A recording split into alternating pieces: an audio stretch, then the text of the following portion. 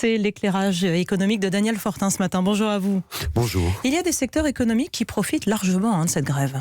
Oui, les premiers, ce sont ceux qui offrent évidemment des solutions alternatives pour le transport. Beaucoup d'auditeurs ont dû le constater en Ile-de-France ces derniers jours. Prendre un VTC coûte de plus en plus cher.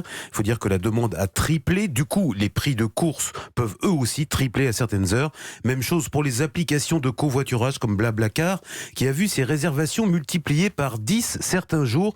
Il faut aussi mentionner les autocars, littéralement pris d'assaut. Flixbus, le leader du marché, a vu la fréquentation grimper à 700 000 passagers en 2 semaines, contre 200 000 habituellement. On peut aussi signaler l'engouement pour les solutions de garde d'enfants, les achats d'imprimantes pour ceux qui peuvent télétravailler, ou encore la fréquentation en hausse des espaces de coworking. Mais du côté de ceux qui perdent, est-ce qu'on peut imaginer que la croissance finisse par être amputée par ce mouvement ?